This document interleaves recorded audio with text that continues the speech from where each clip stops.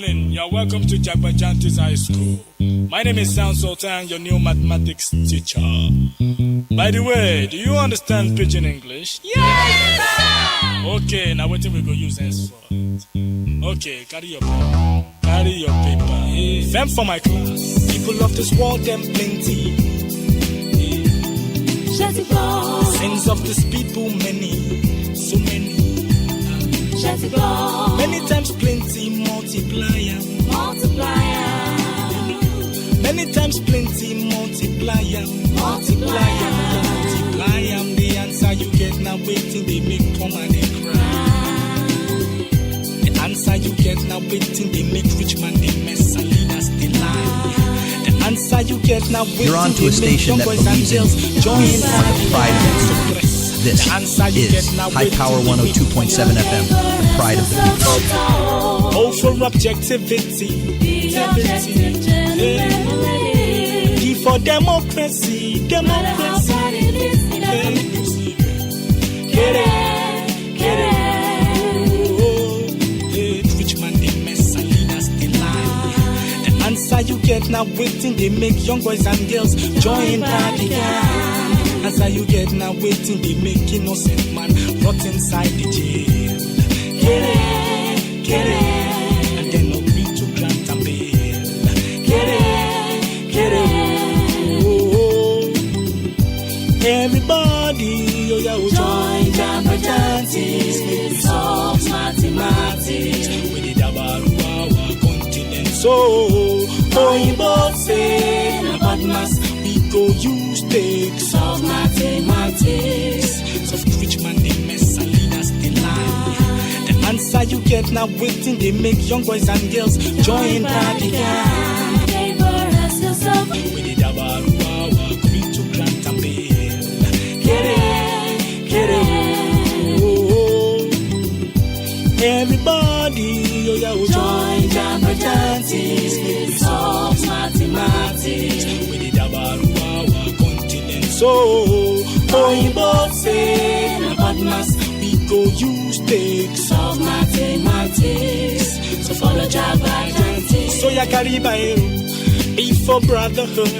Love your neighbor as yourself, oh, for objectivity. Be objective, D for democracy. Democracy. Be to grant and bail. Get it.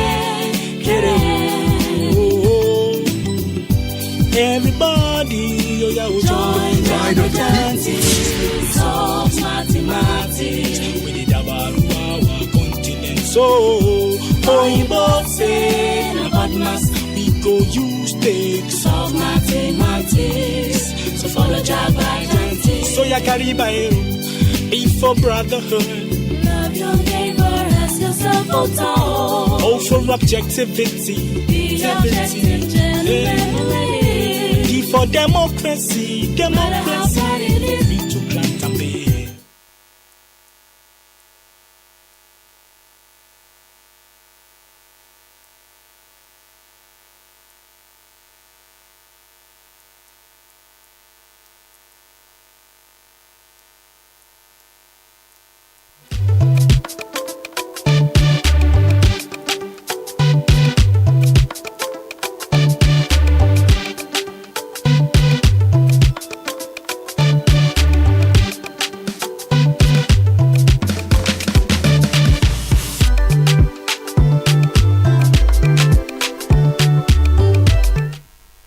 On this note that I welcome you to the most informative, educative and entertaining program, Education Today, from the stable of your favorite radio frequency, High Power 102.7 FM, located at Emirele, Owo.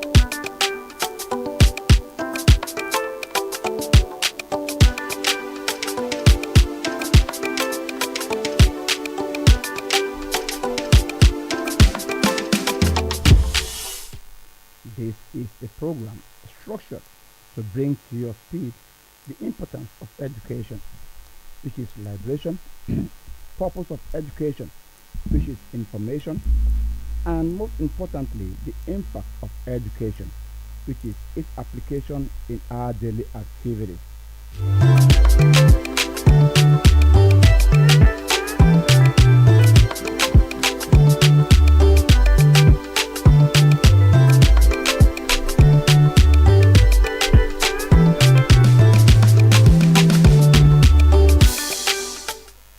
Program is segmented in the following orders.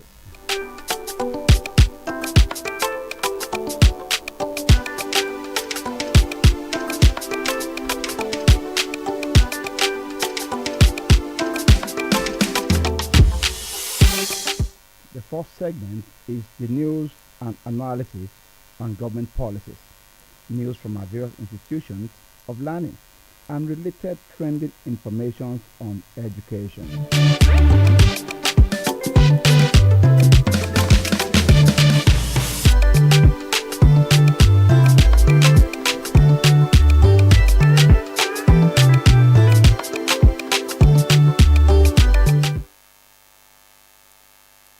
With the beauty of literature. This is a segment where we read to your listening pleasure literature materials and prose, poetry and drama from local and foreign publications.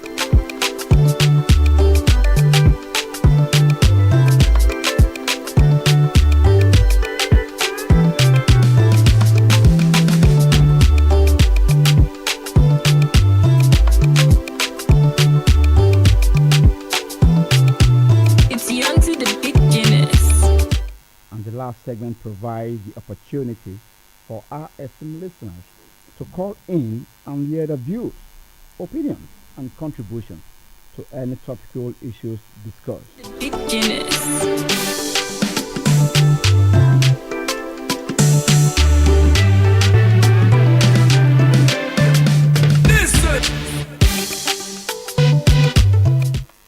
It is on this note that I welcome you on board as we join together on the program Education Today. My name is AKIN ADEBAYO. We shall be back after this break.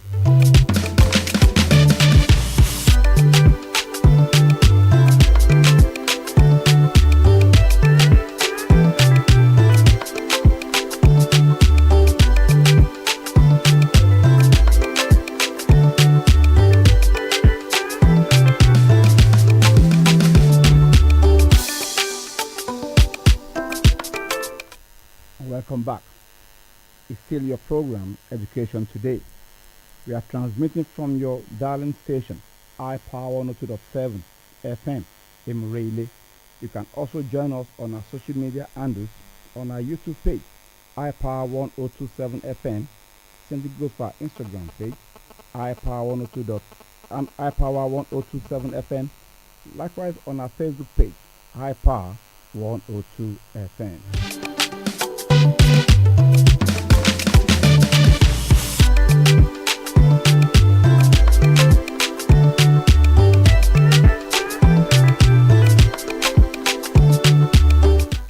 Like I stated in the introduction, the program is segmented in 3 parts, and the first part, being the education news and analysis, is on government policies. So we would be starting by first informing you that the Federal Ministry of Education confirms the hacking of their website with the post of a fake Russian scholarship. This simply means any scholarship that you probably come across or come in contact with on the Ministry of Education website based from Russian schools or institutions is fake. So we are advising students or parents as well to avoid any form of scholarship from any Russian institution.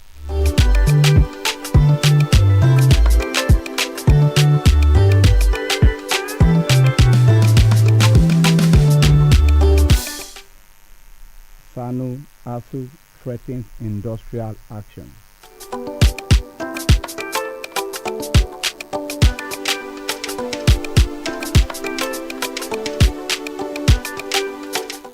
NECO releases results.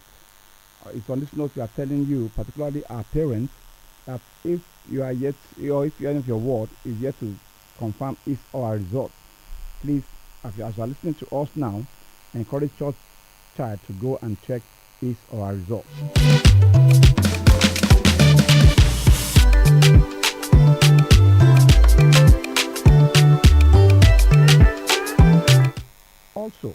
Admission is still ongoing in the following schools: University of Elisha, Delta State of Marine Technology, African University of Science and Technology, Abuja, Federal University of Allied Health Sciences, Enugu.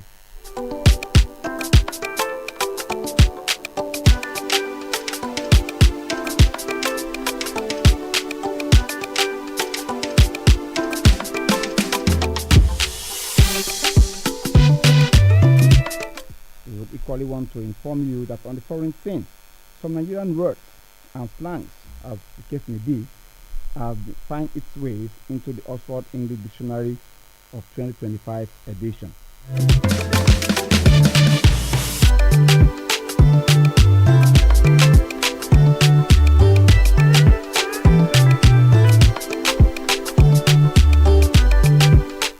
It will interest you to know that Oxford University in the United Kingdom. Therefore, the following words are Japa. As we all know in Nigerian context, Japa happens to be a recent slang for Nigerian students that are probably seeking for educational pursuits in foreign land. So whenever you hear somebody said, Lagwaja has Japa, it simply means that person has traveled out, probably to pursue either a greener pasture or to further his or her education. So this is a word now that has found itself in the 2025 Oxford edition of dictionary. Listen.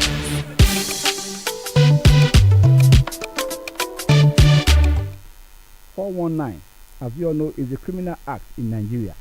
It is now part of the words now that has found its way into the Oxford English Dictionary. So this simply means if you see a white man saying 419, it's not that probably he saying something that is wrong. No, it's a word that is now incorporated in the Oxford English Dictionary.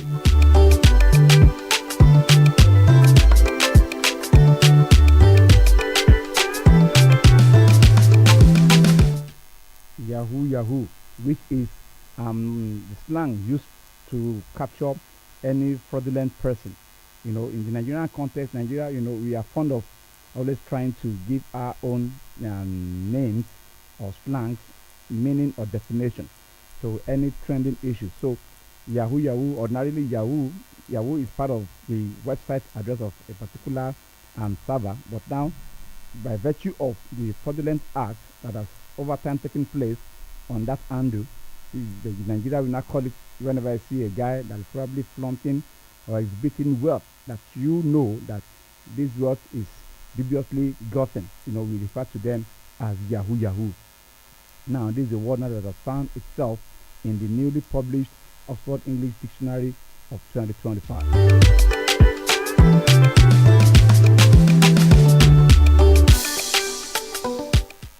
Cross carpet, as we all know, is a word that is used in our political terrain back here in Nigeria, and that is when you see politicians jumping from one party to the other, at will, not considering the ideology, not considering the implication. All they are after is just to protect their own personal interest. So based on this, Nigerians now capture to be kind of cross carpet.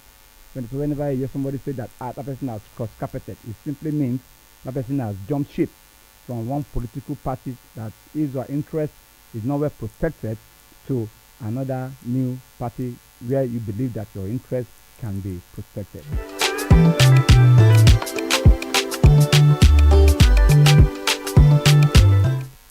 Embalmment is a word that is derived from a month that so many terrible things do happen. Now this is now a kind of word or a slang, as the case may be, that has now found its way into the Oxford Dictionary of 2025 edition.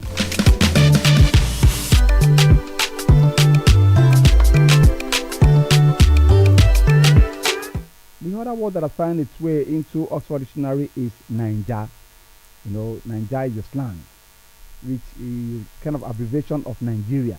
But when anybody say Naija, it simply means that we Nigerians. So Naija is a slang that is commonly used by some Nigerians that are in the diaspora. I just say, I'm a Nigerian, it's kind of slang. But as we now have it it has found its way into the Oxford English Dictionary or 2025 edition. So I think Nigerians, with our slangs, with our beliefs, with our ideology, we are gradually being incorporated into the grammatical world of English.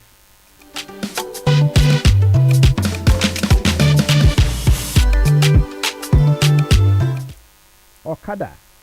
Okada in Nigeria, ordinarily Okada is kind of hairline in a particular state. But now we now use it now to capture the motorcycle operators in Nigeria. We refer to them as Okada. So whenever you see a motorcycle operator in Nigeria, we call them Okada. Now it has found its way now into the English Oxford Dictionary. So this simply means that if you have the 10th edition of that dictionary, probably you are playing your Scrabble. By the time you spell Okada as part of the word you want to spell, just be rest assured, you will definitely find it there.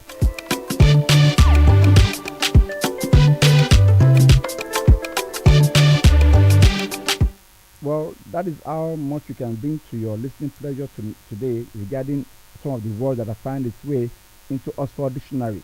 We hope that in the next edition, we will furnish you with more words that have found some of Nigerian words and slangs that have found its way into Oxford Dictionary. Now, of this new word slangs from Nigerian, now in Oxford Dictionary of 2025 edition. Mathematics teacher. By the way, do you understand pidgin English? Yes, sir. Okay, now what we go use answer.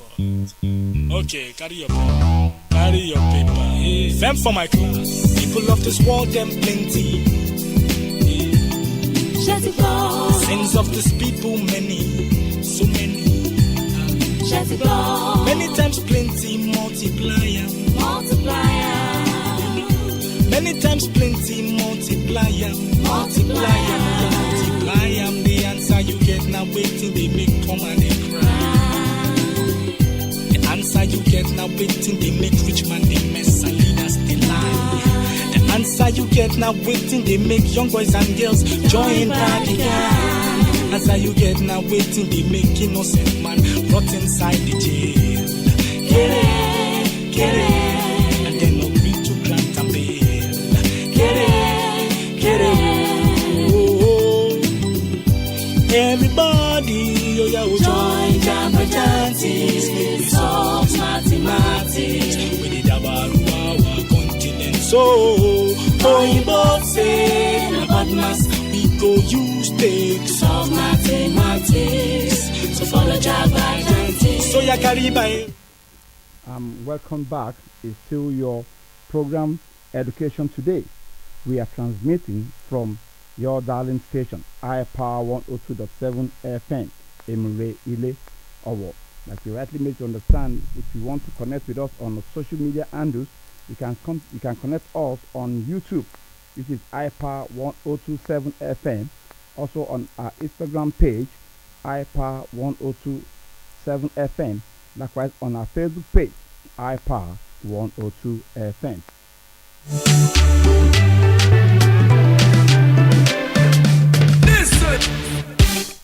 Like I stated in the introduction, the program is segmented in 3 parts, and the first part being the education news and analysis on government policies.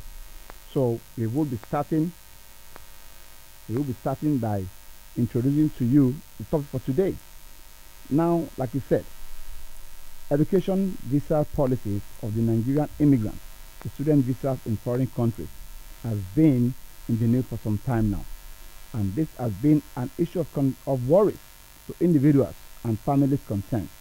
It is on this note that I will welcome to the studio of iPower 102.7 FM Emure Owo, Mr. Alaba Adeyemi.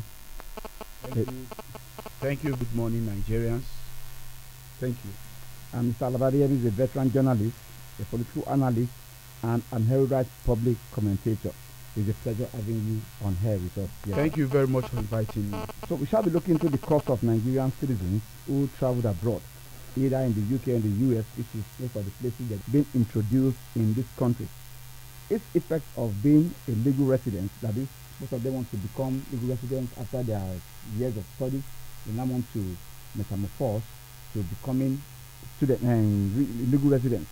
Now they now devise too many ways. There are too many ways of becoming citizens of this country, either through asylum seeking, through contraction of marriages, and other methods of becoming citizens of this country.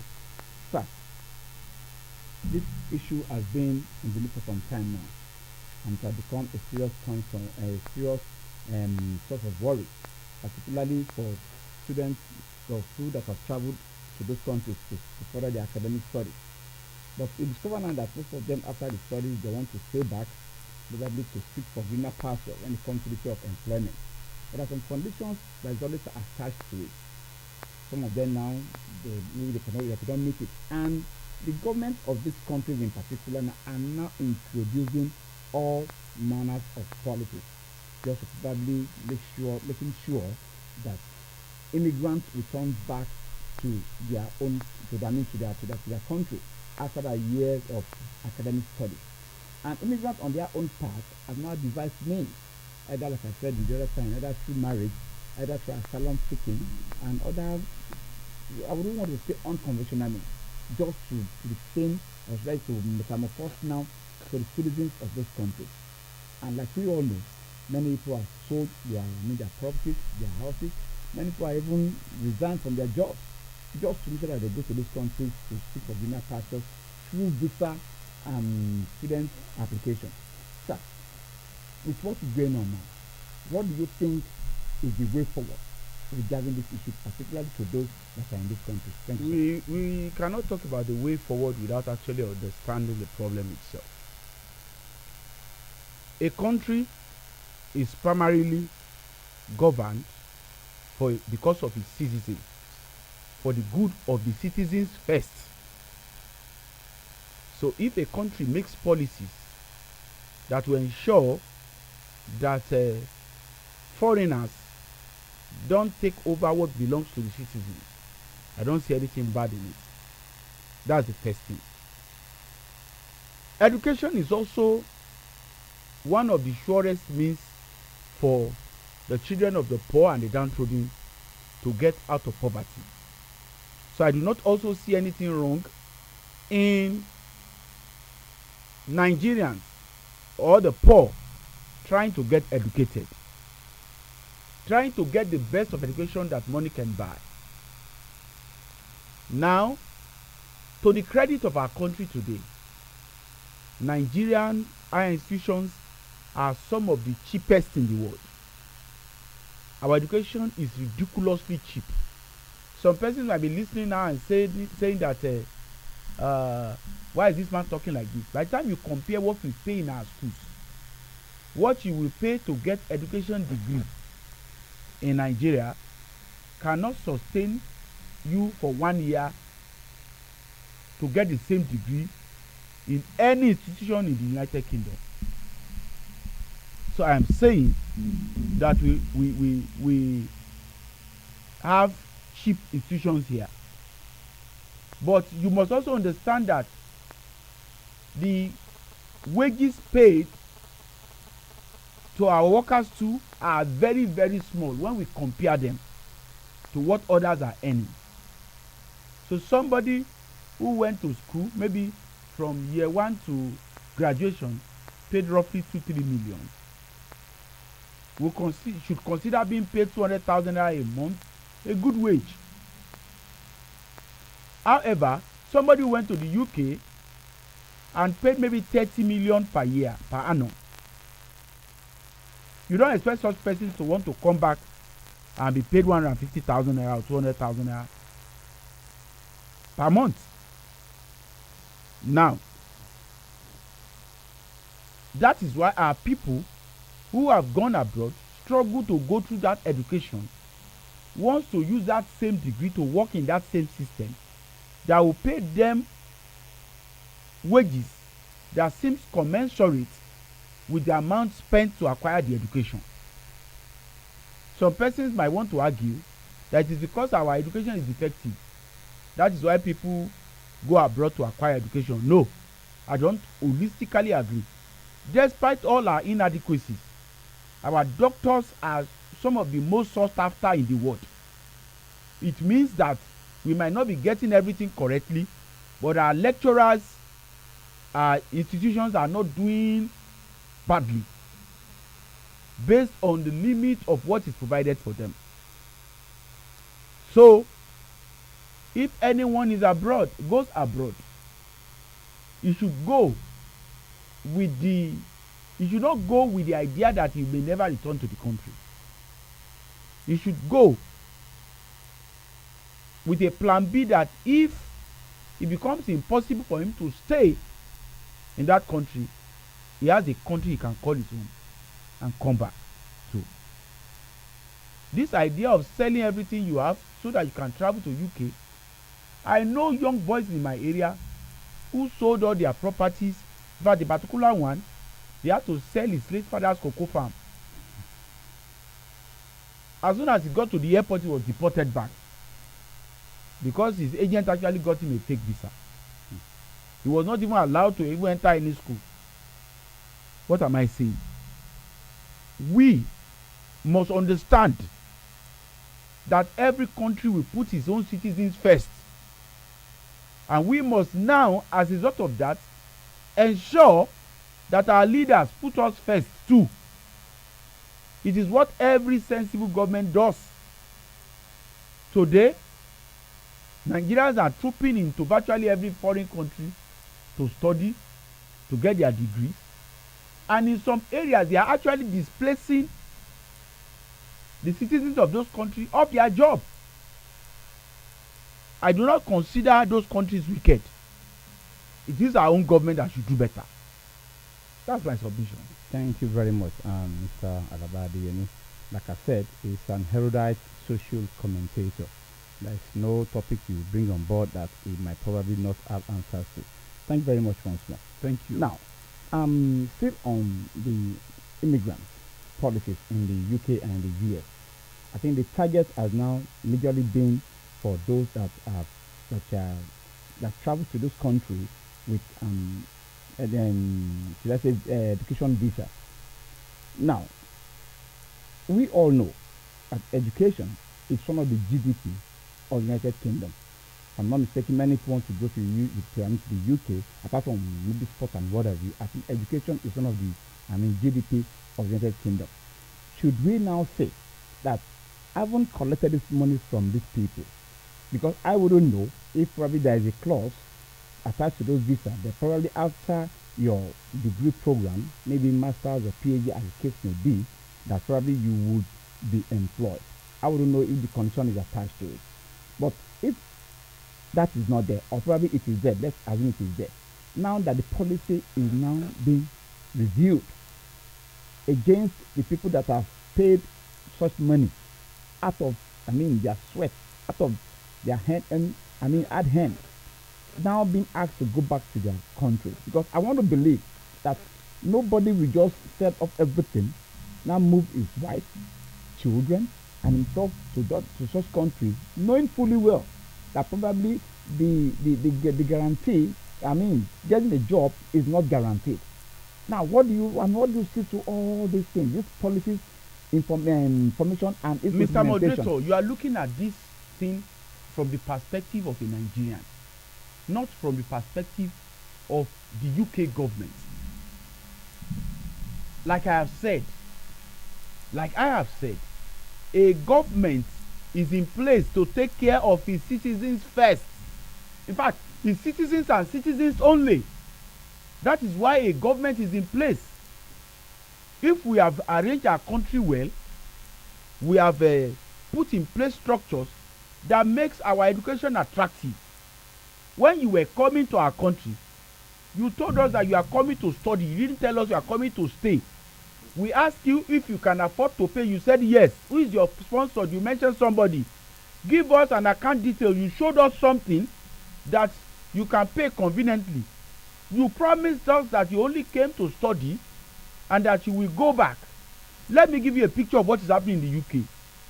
There is a large number of foreigners, not Nigerians alone. Pakistanis, Afghanistans, people from Afghanistan, people from Iran, Chinese, Indians, in large population. In fact, the indigenous people in the UK now are less than 50%. These persons come to study. Some of them study so well and they are doing so well and they are working. But some of them have begun to constitute nuisance.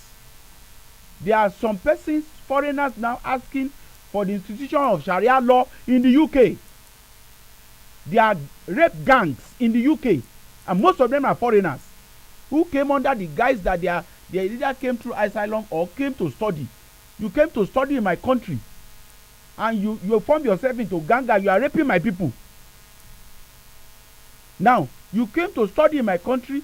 After studying, you didn't get a job. Go back to your country, you didn't go.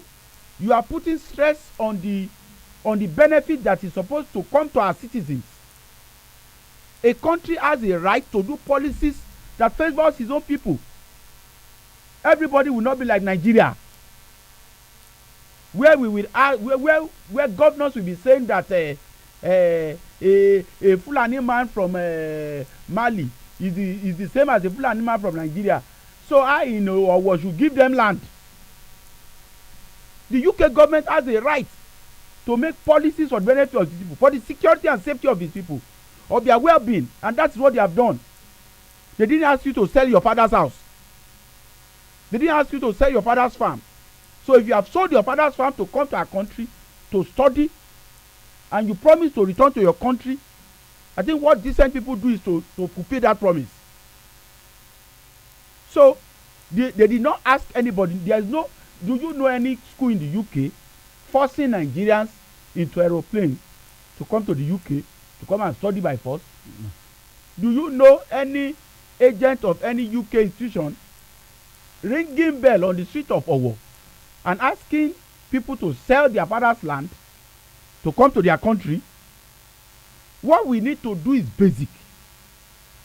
We need to treat our educational institutions well, treat our lecturers well, build our country, creating an enabling environment for jobs to be available. People went into this same UK in the 50s and the 60s, even in the 70s, and they came back to work here. If they know that there will be a dignifying job waiting for them in our country, people will come back now. The UK has not done anything wrong by trying to protect its personal economy, the safety of its people. You only need to pick your phone and Google UK rape gangs. There are areas that have been taken over by people. Or Google Sharia protests in the UK. You see people who came to other people's country, cap in hand, begging to come and study, begging to come and live, came under asylum policies, protesting that that it is the country should discard its over 1,000 years of governance system and adopt that of their own village. So the UK has not offended anybody by doing. In fact, they are still soft, because now if you go to the UK as an academia, nobody will chase you away. If you have gone there to do PhD and you are doing fine, nobody will chase you away. Even after you are through with your academics. That is none of their business. If you are through with your maybe you are through with your bachelor's degrees, you have a master's, and you apply to a UK university, they will give you a 5 years visa. And if you ask some of our people, for example, if you go to school in most of the areas in the UK, they will give you a limit of 20 hours work per week. If you do over 20 hours and they catch you and they send you back to your country, is that their fault? When you go to people's homes, you behave yourself. It's as simple as that. So the UK government has not done anything wrong. It is our people that must stick to the papers they sign. And if they do not intend to stick to the papers they sign, they must not go to other people's country and begin to rape their girls, misbehave, snatch phones. Most of the UK used phones that we buy on our street in Nigeria, were they not stolen? Is it not some of our people that are doing the robbery? So if a country has chosen to clean its own country, it is not their fault that you have not cleaned your own. Thank you very much, Mr. Alaba Adeyemi. We'll be back in a moment. Please don't change the dial. Multiply, I'm the answer you get now. Waiting, they make come and they cry. The answer you get now. Waiting, they make rich man they mess. get now waiting, they make young boys and girls join party gang. As how you get now waiting, they make innocent man rot inside the jail. Get it, oh. Everybody, oh yeah, oh, Join Jamba dances, make we solve mathematics. we did about our continent. So, oh, both say, but must we go you. Welcome back, Alaba Adeyemi. Thank you very much for being with us, sir. Thank you. Now, like what you just said, you made mention of people seeking for greener pastures. That there is no crime in it, going overseas to study and stuff like that. But now, what do you make from those that are gainfully employed, or probably that are doing well in their various businesses, and still sold? Because you made mention that probably they're in the country that maybe they don't have a job, stuff like that. But these people now, they are gainfully employed. In fact, I know of a friend of mine. He was an assistant director, sir, and he still resigned and claimed to pursue a course in the UK. Now, what did he make? And now, coupled with what is going on presently, what did he make from such person? Because if you are not saying that it's because probably the country is not giving them what they want, particularly in the area of job and job opportunities, or probably there is no infrastructure for business to thrive.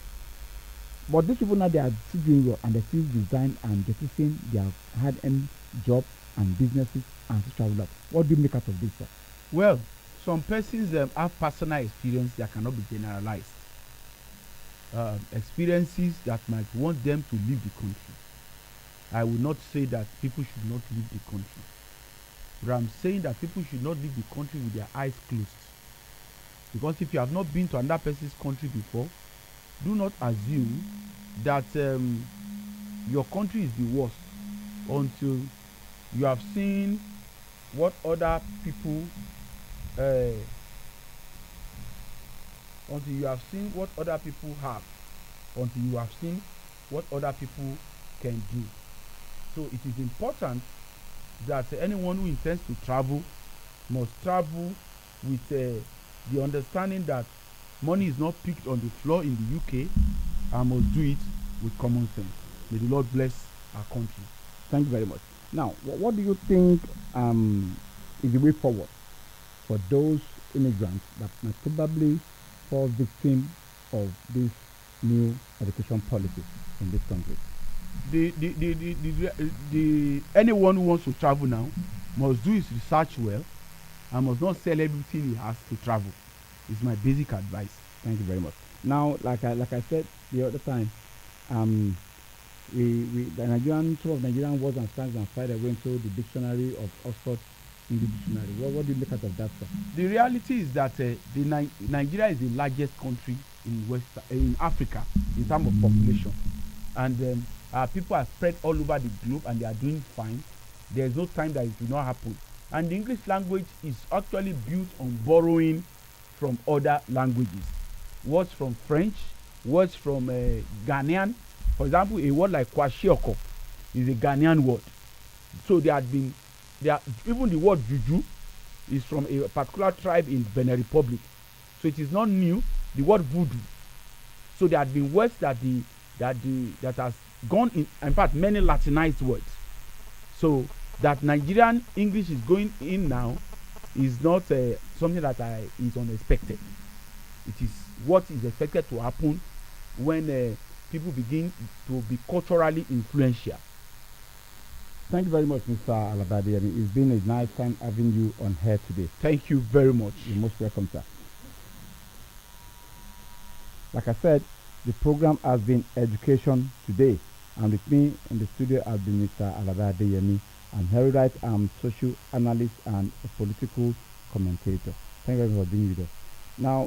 Now we are going on to the second segment, which has to do with the beauty of literature. I'll be back in a moment.